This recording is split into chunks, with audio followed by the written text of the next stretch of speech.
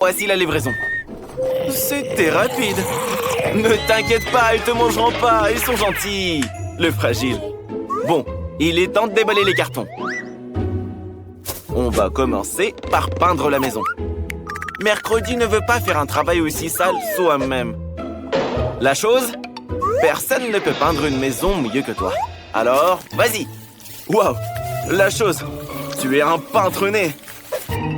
Les os sont parfaits comme décoration supplémentaire. Mercredi les aime beaucoup. Mais c'est pas encore fini.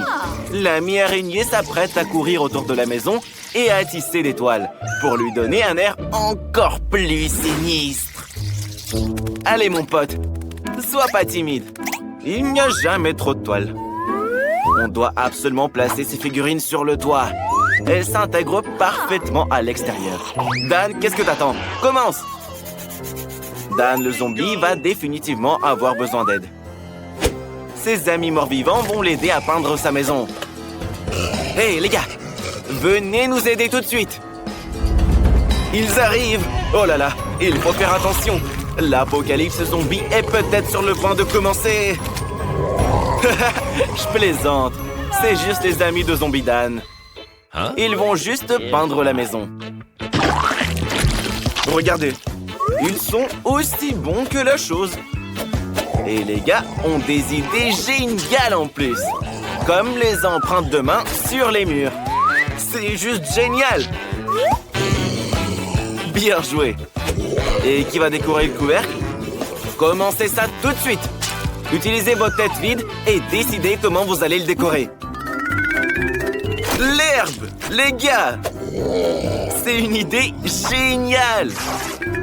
Toutes les nuances de vert sont en parfaite harmonie les unes avec les autres. Et le panneau est très joli. Les gars, vous avez réussi. Vous pouvez retourner sous terre. Zombie Dan fera le reste sans vous. Cette maison n'est pas assez creepy, je trouve. Ce serait bien de clouer la fenêtre, de mettre de la mousse et de l'herbe partout, et de mettre des pavés sur la cheminée. Hé, ha! Oui, il faudrait un peu de champignons. En gros, on doit faire en sorte que Zombie Dan se sente bien comme sous terre. Burk! Dan aurait bien besoin d'un peu de bave là aussi. C'est dégoûtant. Burk! Je ne voudrais pas vivre dans une maison comme ça. Et voilà, Dan l'adore en tout cas. Mercredi doit installer une serrure de porte qui gardera un œil sur tout le monde. En plus, les mains osseuses autour du toit auront l'air super cool. Maintenant, tout est bien prêt. Vampire Brian, tes copains ont tout fait. Et toi, t'as même pas commencé à peindre. Il est grand temps que tu t'y mettes. Mais au lieu de la peinture normale, Brian va utiliser du sang. C'est un vrai vampire. Il a même un appareil qui l'aidera à tout peindre. L'étape suivante consiste à décorer les murs avec des chauves-souris. C'est génial! Il nous faut maintenant accrocher quelques lanternes bien gothiques.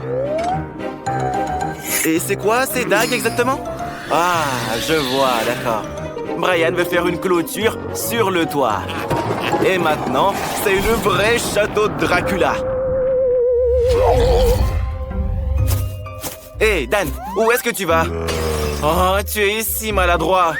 On a besoin d'une autre boîte aux lettres tout de suite. La tête d'une des copines de Dan fera l'affaire. En fait, la voilà. Reste là un moment. Tu vas prendre le courrier. La chose, reviens voir mercredi. Vous allez maintenant faire de l'aménagement paysager. Commençons par ta niche. Tout ce dont on a besoin est déjà en place. Il ne reste plus qu'à coller le tout et la chose aura sa propre petite maison. Wow! Quelle belle maisonnette pour la chose! J'aurais pas refusé d'y emménager aussi, perso. Ensuite, on aura besoin de pierres de différentes tailles pour créer une belle allée.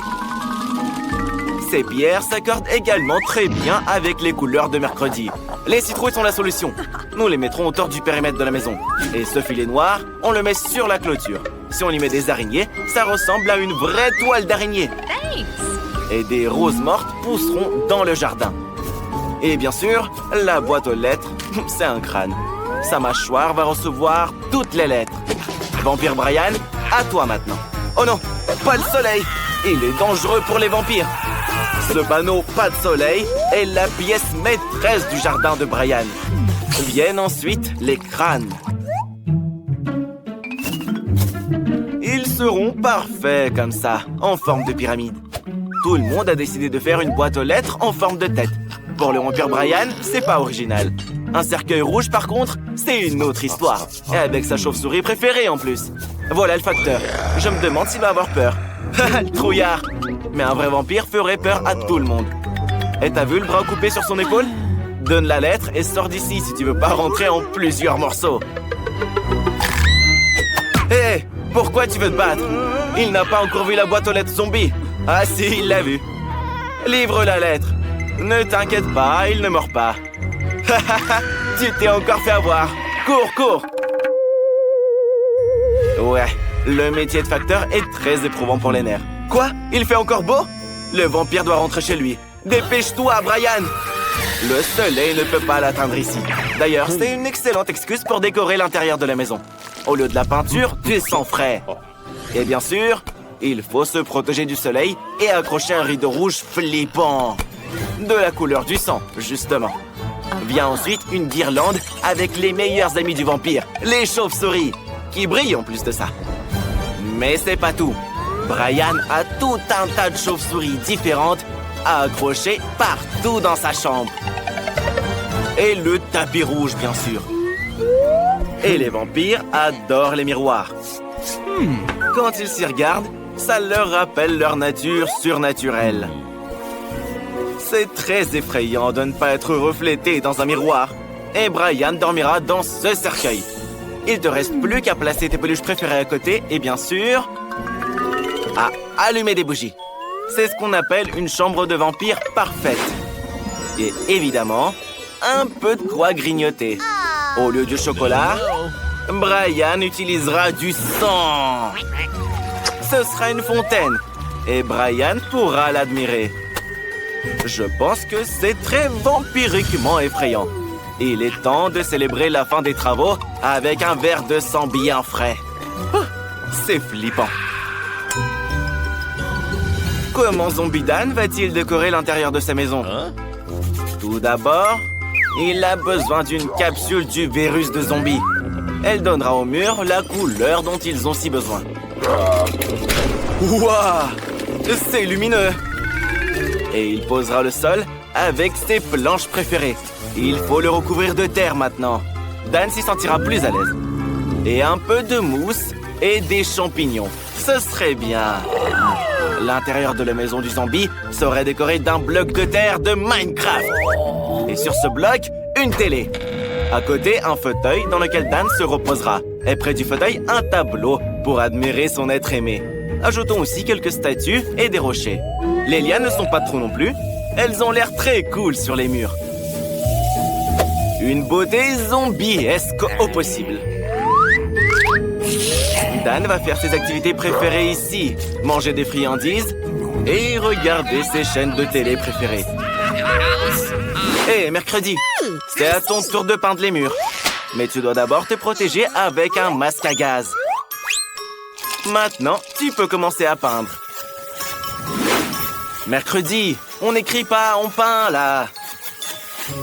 Ensuite, tu auras besoin d'un tapis noir, d'une table et d'une armoire noire. Il faut les placer dans les coins de la pièce.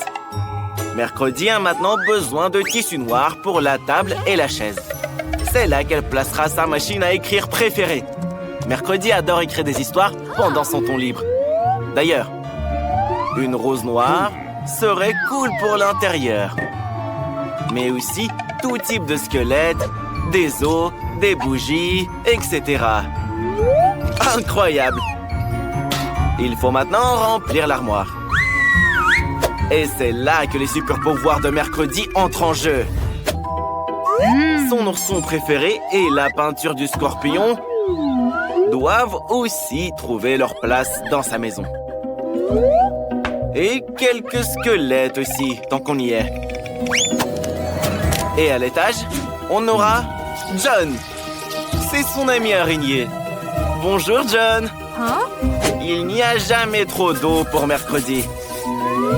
Nous devrions accrocher ce magnifique crâne et décorer la fenêtre avec des os. Maintenant, on peut faire ce qu'on veut. C'est fait. Chacun a sa maison de rêve maintenant. Ils l'ont construite de leurs propres mains et peuvent maintenant se détendre et en profiter. Salut, salut! Je pense qu'il est temps d'annoncer un défi culinaire. La petite est déjà en train de terminer son dessin. Des crêpes! Alors, hé, grand-mère, tout va bien? Vous ne vous êtes rien cassé? Bon, on commence? Grand-mère a déjà la pâte toute prête. Comment est-ce qu'elle a su qu'elle aurait besoin de cuisiner des crêpes? Peut-être qu'elle est clairvoyante et peut prévoir l'avenir? On devrait le découvrir. Ça sent tellement bon!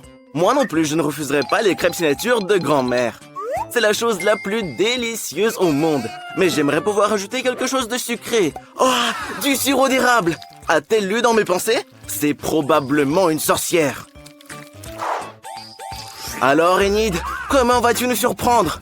Oh, tu as décidé de faire des crêpes arc-en-ciel? Enid s'avère avoir de la pâte de toutes les couleurs de l'arc-en-ciel. Qu'est-ce qui s'est passé? On ne sait pourquoi, mais la pâte bleue ne veut pas couler. Appuie plus fort, plus fort! Oh, ce n'est pas de ma faute. Je voulais dire plus fort, mais pas aussi fort que ça. C'est pas grave, sèche-toi et continue. Alors, la première crêpe d'Enid est prête. Parfait! Pourquoi tu as besoin de cette pâte noire? Il n'y a pas de noir dans l'arc-en-ciel. Ah, c'est une licorne! En effet, que serait un arc-en-ciel sans une licorne? Même grand-mère aime ça. Et mercredi prépare quelque chose de spécial. Voyons ce qu'elle fait. Regardez, la chose est venue l'aider. Est-il possible, selon nos règles, de cuisiner avec des assistants? Bon, ne chipotons pas. Du colorant noir. C'est un miracle! Juste quelques gouttes et toute la pâte est noire. Et pourquoi une seringue? Oh, je me suis fait pipi dessus de peur. Et donc, mercredi crée une toile effrayante. Je fais semblant de ne pas avoir peur. Et qu'est-ce que c'est? Ah, ce sont des araignées. Place maintenant au sirop d'érable. Mercredi garnit l'assiette de sang frais, enfin de sirop de fraise. Regardez comme c'est beau. Elle l'a même saupoudré de neige, en sucre en poudre. Oui, je suis d'accord, grand-mère, c'est un terrible chef-d'œuvre. Tous les participants sont prêts. Petite, goûte ça rapidement. Par où vas-tu commencer? Par l'arc-en-ciel ou... N'aie pas peur, ce sont pas des vraies araignées, ce sont des crêpes. Mercredi a décidé de te faire encore peur. Goûte-les. Ces araignées sont mignonnes et pas effrayantes du tout quand elles sont comestibles. Ce n'est pas un jouet, goûte-le. Alors, c'est bon? Et ça, c'est de la neige sucrée comestible. On continue. Maintenant, c'est toute une montagne de crêpes au sirop de grand-mère. Goûte-les vite. Comme je t'envie, ça doit être très bon et très sucré. Laisse-moi quelques crêpes, s'il te plaît. Mais s'il te plaît. Regarde, petite, c'est une crêpe licorne et arc-en-ciel. Mais qu'est-ce que tu es en train de faire? Il faut la manger, pas jouer avec. Je pense que la petite a vraiment aimé. Il est donc temps d'annoncer le gagnant. Maintenant, la petite va nous dire qui a gagné ce défi. La crêpe licorne. Enid, félicitations. Baissez pas les bras aux autres. Regardez, la petite veut des frites. Honnêtement, je ne les refuserai pas non plus. Vous en ferez? Et ne vous embrouillez pas. Il est suffisamment d'épluchures de pommes de terre pour tout le monde. Regardez, qu'est-ce qui se passe? D'où viennent les pots? Enid, ma chérie, peux-tu être plus prudente? Grand-mère est couverte d'épluchures de pommes de terre de la tête aux pieds. En plus, il y a un autre problème. Qui nettoiera tout plus tard? Bien entendu, celui qui jette et celui qui nettoie. Ça, c'est notre façon de faire. Le travail d'équipe. Un nouveau sport consistant à retirer les pommes de terre d'une perceuse. Mamie gagne. C'est quoi ce morceau de fer? C'est un couteau spécial pour trancher les pommes de terre. Regardez comme elles sont belles. Des algues? Ah, c'est juste du colorant alimentaire. Enid a décidé de faire des pommes de terre vertes. Quelle imagination! Et pas seulement vertes, mais de toutes les couleurs de l'arc-en-ciel. Des pommes de terre arc-en-ciel. Bien joué, Enid. Je pense que tu pourrais devenir une chef cuistot. Une toque blanche comme neige t'irait bien. Même si la toque de chef pourrait être arc-en-ciel. Voilà, les pommes de terre d'Enid sont prêtes. Tu es super, bien joué. Et grand-mère aussi fait déjà frire ses pommes de terre. Elles se sont avérées ordinaires, pas colorées, mais certainement très savoureuses. Et en plus, bien croustillantes. Grand-mère, arrête, ce sont des pommes de terre pour la petite. Et de si belles pommes de terre croustillantes ont absolument besoin de ketchup. Bravo, grand-mère. Comme c'est délicieux. Et comment on va mercredi? C'est déjà prêt? On peut les servir? Je pense qu'elles sont un peu brûlées. Et qu'est-ce que c'est? De la peinture noire? Qu'est-ce que tu fais? Mercredi, prends soin des nerfs de ta grand-mère. Ah, j'ai compris. Mercredi voulait peindre les pommes de terre en noir, pas soi-même. Oui, tu as réussi à faire des vraies pommes de terre de l'enfer. Pourquoi t'as besoin d'un couteau? Eh bien, mercredi aussi fera le ménage aujourd'hui. C'est Klaus! J'ai oublié que mercredi ne peut pas tout avoir comme les gens ordinaires. Petite, essaye-les! Eh oui, mercredi a décidé d'encore te faire peur. Mais tu le sais déjà, cette araignée est en pomme de terre. Regardez, la petite a adoré. Elle ne peut pas s'arrêter. Apparemment, c'était une très bonne araignée. Évaluons au plat suivant. Celle-ci ressemble à des frites ordinaires avec du ketchup. Mais elles viennent de grand-mère, donc elles doivent être très très bonnes. Laisse-moi goûter un petit peu, s'il te plaît. Tu ne m'as rien laissé, t'as tout mangé. Félicitations, grand-mère. Tu es au top, comme toujours. Oui, les frites colorées attirent immédiatement l'attention. Bien sûr, ce sont les frites arc-en-ciel d'Enid. Personnellement, je n'ai vu ça que dans mes rêves. Alors, c'est bon? Les dents de la petite sont tachées. Et en plus, elle a déjà trop mangé. Dis-nous juste qui a gagné. Les frites arc-en-ciel. Enid, tu as encore gagné. Félicitations, bien joué. Attention, la petite est déjà en train de finir de dessiner. Qu'est-ce qu'il y a cette fois? Un burger. Super. Est-ce que tout le monde est prêt? Bien sûr, tout le monde est prêt à relever un nouveau défi. Grand-mère est sûre qu'elle cuisinera le meilleur burger de la vie de la petite. Des petits pains grillés avec l'ajout de tomates sucrées. Et bien sûr, des oignons. Et bien sûr, la viande hachée. Il est très important de faire des côtelettes avec de la bande viande hachée. Les côtelettes de grand-mère. Alors, il est temps d'assembler le burger. Pain, salade fraîche, escalope juteuse, fromage, tomates, oignons et on recouvre le tout d'un petit pain. C'est prêt. À mon avis, c'est le burger parfait. Enid, comment tu vas cuisiner le burger? Toi aussi, tu vas commencer par les petits pains?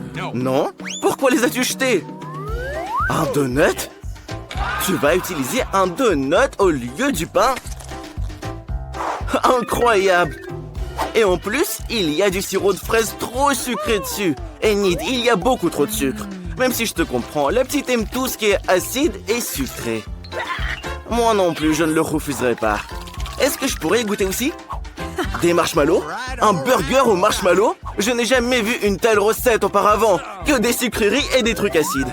Comment ça, c'est pas tout? Encore de la marmelade et du sirop de fraise? Oui, Enid, je propose d'appeler ton burger un sucre burger. Que c'est beau! Et mercredi a pendant ce temps préparé les pains noirs. Du fromage coupé de manière inhabituelle. Quelle côtelette appétissante! Encore du fromage au-dessus? Que va-t-elle faire? Oh, c'est du sang? Ah, c'est du ketchup. Et en plus, il y a un autre pain au-dessus. Tu as faim et tu veux des chips? Ah, c'est pour le burger. Mercredi a fait la langue pour son burger monstre avec la chips. La chose vient à nouveau à la rescousse. Il ne faut pas avoir peur d'elle. Elle ne vous mangera pas. Elle n'a même pas de bouche. Mais maintenant, il y a des yeux. Que vont-ils faire? Ah, il s'avère que ce sont les yeux du burger de mercredi. Je pense qu'elle a fait un burger terriblement mignon. Voilà, les préparatifs sont terminés. Nous sommes prêts pour la dégustation. La petite ne sait même pas par où commencer et a opté pour ce burger terriblement mignon. Et à en juger par la réaction de la petite, c'est très savoureux. Oui, mercredi, félicitations. C'est vraiment une chance. Et après, le hamburger de grand-mère. Il est exactement comme tu l'as dessiné.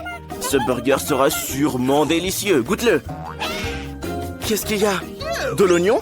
C'est vrai que les filles n'aiment pas les oignons. La petite a rejeté ce burger car elle ne mange pas d'oignons. Et grand-mère l'a probablement oublié, comme toujours. Il reste le dernier burger, celui d'Enid, le plus brillant et le plus sucré. Regardez, la petite ne peut pas choisir. Elle choisira donc à l'aide d'une comptine. Alors, le gagnant est le délicieux burger de mercredi. Il y a aussi ses yeux en marmelade. Oui, mercredi, c'est une victoire bien méritée. Félicitations. Est-ce que ça te rend heureuse? Waouh! Mercredi sourit plus de toutes ses dents! Tu as un si beau sourire! Eh bien, pas cette fois, apparemment. La petite veut du cacao. Vous en ferez? Je crois que tout le monde est d'accord. Qui va commencer? Grand-mère, la plus courageuse de toutes. Elle mélange du lait et du cacao dans une casserole. Ça devrait s'avérer super bon. Waouh! Elle va y ajouter du chocolat. Une boisson au chocolat. Oui, un cacao comme ça ne peut être que dans une tasse avec l'inscription « La meilleure grand-mère du monde ». C'est vrai, faites savoir à tout le monde qui est la numéro 1. Bravo grand-mère, je pense que la petite va vraiment aimer ça. Enid a décidé d'utiliser du chocolat, mais du blanc. Arrête, ne le mange pas, on en a besoin pour notre affaire. Voilà, jette-le dans la poêle. Tu veux ajouter plus de sucre? Mamie, dis-lui que ce sera trop. Voilà, une petite pincée. Non, ça c'est un déluge de sucre. C'est le tour du lait. Enid, je t'aiderais bien à l'ouvrir, mais je ne peux pas, je suis la voix off. T'en as mis partout. Mais j'espère qu'il reste encore un peu de cacao. Ok. Alors, Enid ne peut évidemment pas le laisser tout blanc. Elle ajoute un peu de bleu. Regardez, la couleur du ciel, que c'est beau. De la crème jaune. C'est vrai, elle sera utile. C'est de l'art. Je pense que c'est très cool. Regardez, Enid a décidé de décorer le tout avec de la crème chantilly. Je pense que la petite va vraiment aimer ça. Et des marshmallows? Je pense qu'Enid a fait un magnifique cacao arc-en-ciel. Extrêmement sucré. Et très beau en plus. Mercredi et la chose n'aime pas ce genre de folie de couleurs. Mercredi aime tout ce qui est noir. Et il commence avec une tasse noire en forme de crâne. N'aie pas peur, grand-mère, c'est juste une tasse. Regardez. Mercredi verse du cacao noir dans son verre préféré. Ajoute du sang en sirop de fraise. Et bien sûr, ajoute des verres. Des verres en marmelade. N'ayez pas peur, ça doit être très bon. Il est temps de goûter. La petite, nous sommes tous prêts. Tu peux commencer à déguster. Tout a l'air appétissant. Mais elle commence par le plus brillant. Alors? C'est bon? Et voici la grand-mère bien-aimée. Dis bonjour à grand-mère, petite. Le cacao de grand-mère est toujours délicieux. Et ça, c'est encore mercredi. Ses crânes et ses verres préférés. N'aie pas peur, goûte-le. Ce sont des bonbons. Oui, tout est très bon, mais il faut en choisir un. Le cacao arc-en-ciel gagne. Félicitations, Enid. Tu as encore gagné.